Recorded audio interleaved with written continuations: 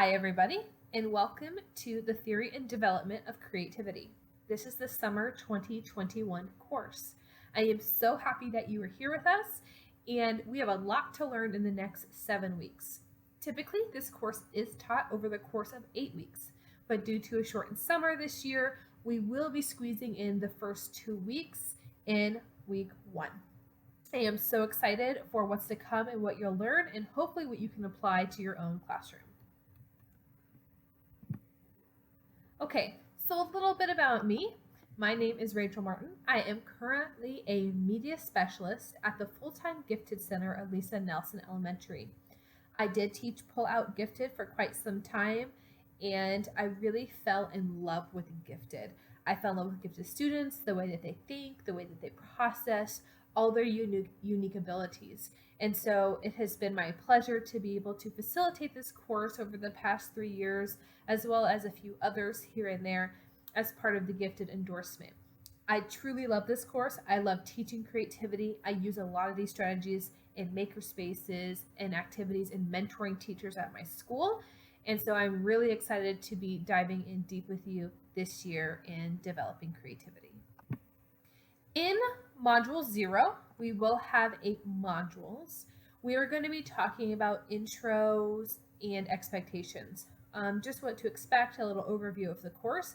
And so what I'm going to do is pop on over to our course, and then you'll be able to see what it looks like and what the expectations are for this course. Okay, so as you can see, I am in student view of the course, and this is where you're going to find everything you need for our summer course. On our homepage here, we have different modules. There are 8 modules. Let me make this a little bit bigger for you. And in our 8 modules, we talk about general course information, which is module 0.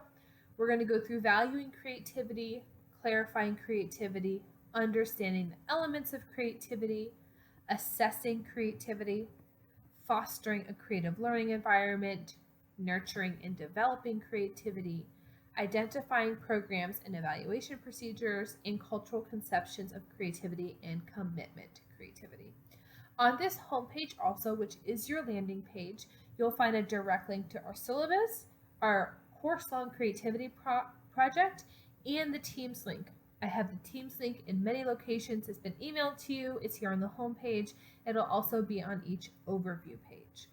These blue links will take you right to your module, and I'm going to go right there so we can get started and review Module 0. So here is our landing page, and it just says, welcome to this course. We are so excited to be able to be going through this course with you. And Jen Scott will probably pop in here and there as well. She does work for the gifted department as well, and she really helps facilitate and do the back end of this course as well. So we will be going through these 8 modules. Again, I just want to say, module 1 and 2 are to be done the first week, and I know that it's a lot of work, and I understand it, and there's going to be some grace in that, but that's just kind of how we have to roll this summer. Okay, so here's our syllabus. I'm going to kind of run through this briefly. You can download this, you can print this, it will stay here on the course. You can print it, whatever you want to do with our syllabus that's been updated. It's actually 2021, so ignore that. I will update that. So this course is a 60-hour course. It is a master's level course. We will review the theory, research, practical strategies, and resources on creativity. There is a very strong emphasis on classroom application. I have done my best to try and make sure that every activity, warm up, exit ticket involves something that you can applicably take back to your classrooms. So it might not be the same content, but it might be a creative strategy that you can use. You will have access to this course for about a year, so feel free to come back to this course and be like, I remember something that we did, or this warm-up I want to do with my students next year, and come, copy, paste, modify it the way you want to. Among our 8 modules, they are broken out into 5 standards. And so those 5 standards are valuing creativity, planning, developing, implementing creativity, assessing and evaluating creativity, and the personalization and commitment of creativity. We did break those down into 8 weeks or 8 modules worth of components because obviously some need a little bit more attention than others and should be broken up. So there will be lots of resources for you during this course and lots of different materials. On every overview page in the beginning of each module, am going to have an overview of how to get to each assignment and resources in videos for you. They will be direct links. Some of them will be embedded in your assignments and what you need for that course, while other resources are just there for you as additional resources. And I will be sure to tell you which ones are additional and which ones will be laid out for assignments. There will be a lot. I understand that you're probably not going to read through every single one of those additional resources, but they're there for you, whether you download them, save them to your Dropbox or your OneDrive or your desktop for future use. They're just really good resources for you to have. We're also going to be using the Deliberately Creative Podcast and CPS workbook. This is going to drive us through our creative problem solving project over the whole summer. This is a fun project. It is intended to be fun.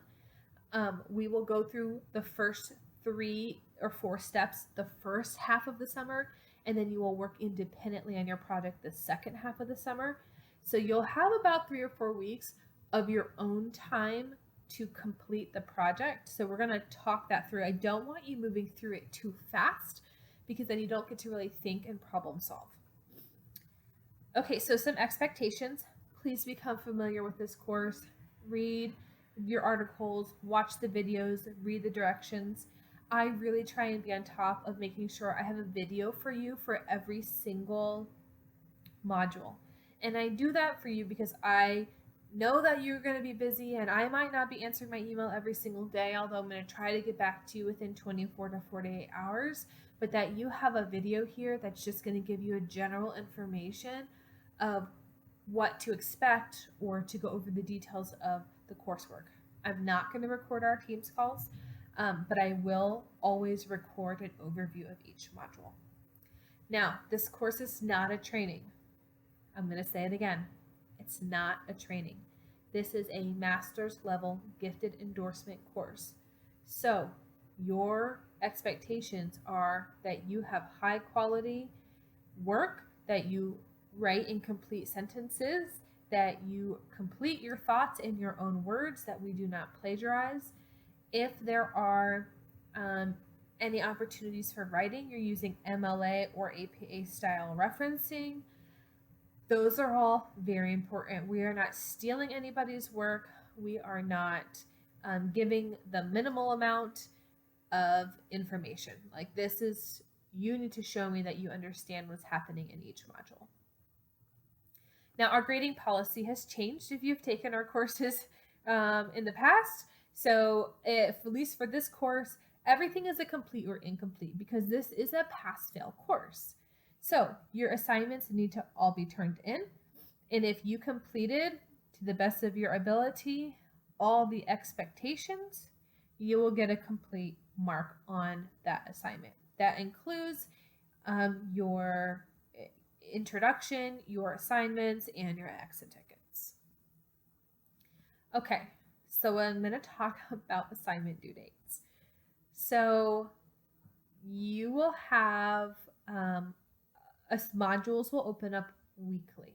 So every Tuesday morning, I will open up that week's module, and a couple hours before we're going to meet at 2 o'clock. So probably by noon, I'll open up that week's module because we're going to meet live. And I don't want you working too far ahead because some of the assignments I'm going to try to do together as a whole class. There's about 30 of us in our class. Now, each assignment and activity has a suggested due date. You're not going to get marked for not putting it in on time. I will highly suggest that you submit it by or before the due date because all assignments are going to be due no later than July 31st, including your final project, your final presentation, and your post-test. So waiting to the last week or so it will be a lot for you to do in that last time period. So my suggestion is, to the best of your ability, try to make sure you're following those suggested due dates. Also, it helps with me grading. Me grading everyone's coursework at the end is a lot, and I got to make sure that my assignments are submitted and grades are submitted on time as well. Okay, so our class project, I'm not going to read right now because we're going to talk about that in a couple slides, but I did put in our syllabus the complete overview of our class project and our timeline. Okay, so here is our weekly assignments and your syllabus. So here is the layout, and you know that you can print it out or look at it and check it off to know that you've completed everything. I've put each module. I have then put every single module or page that you're going to find in the Canvas course right here in order so that you don't miss a thing. I know I'm a list person, so hopefully this will help all our list people here as well. So module 0, we're going to do the welcome overview, which I've talked about already. We're currently going over the creativity syllabus. Then we're going to talk about the creativity project. Then in this video, we're going to talk about academic honesty, policy, and expectations, and then the pretest. And then in the beginning of each following module, in the value and creativity overview, I'll have another overview about module 1, same with module 2 in the overview, and so on. So as you go through all modules, in that first page where it talks about the title and it says overview, there will be an overview video. Sometimes it might be 4 or 5 minutes, sometimes it might be 10 minutes. It just depends on the quantity of assignments and expectations for that week. So everything's due on the 31st, and that's your 4-page syllabus. Okay, so now we're going to talk about our creativity project. Everything you need to know about your creativity project is right here. This is a course-long project, not to be done in 1 week, but to process and go through each piece. I am going to do my best to make sure that we at least hit or work through some of this every single week that we meet live, because this is a lot. But it's fun. I've had some really, really great projects come out of this in the course of the past few years. So you have 2 options for your project. And think about this. You can, 1, try a creative endeavor that you've always wanted to do, but you haven't had the time or the courage or the motivation to do it. I've seen some really cool things for this project. I have seen people do voiceovers and get voiceover jobs. I've seen people try and do clay work and make different things. I've had people put together and create cookbooks. There have been people who have literally created an entire travel itinerary and then went on that vacation over the summer. Lots of really cool projects that can be done. Gardening. I think 1 year someone was doing something with creating worms for their gardening. I don't know, but fun opportunity for you to try something creative that you want to do that's personal to you. Okay. I don't necessarily think that this needs to be something that is just for your classroom. It's not, oh, I'm going to teach you a new lesson. That's not what this is. This is you doing something personal to you that is something creative that you wanted to try or do or explore, whether it's successful or not, and your opportunity to do that. Because that's what we want to encourage our students to do, right? Like, they need to have passions and they need to know how to move toward their passions. And this is a way to experience that. And if that's not something you're interested in, you have a second option, which I've had people do this as well. You will invent something to solve a real problem. So maybe you're really a creative problem solver and you want to develop something to solve a problem. You'll need to describe the problem, design and invent a prototype to meet the need, and then you're going to share that. You still have to go through the creative problem solving process with the workbook that we're going to use, even if you decide to do an invention as well. So throughout this process, we're going to use a few resources. this workbook here, which you can click to download, and this podcast. This podcast is by Amy Clymer. She developed this workbook that we're going to use, and we got permission to use it in this course. She's fantastic if you're interested in creativity outside of the creative problem solving process.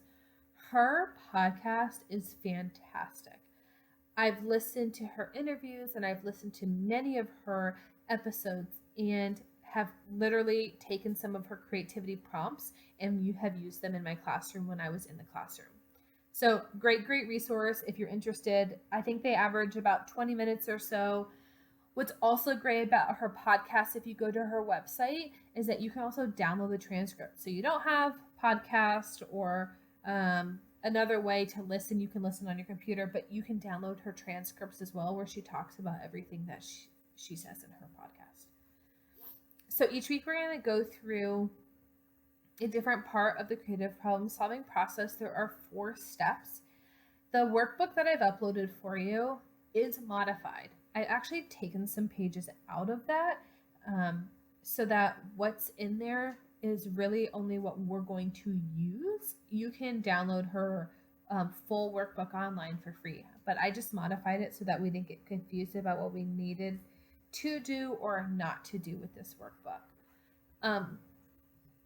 Yeah, that's great. That's where I stand on that. So we're going to move through that. We'll probably do all of step 1 in module 1.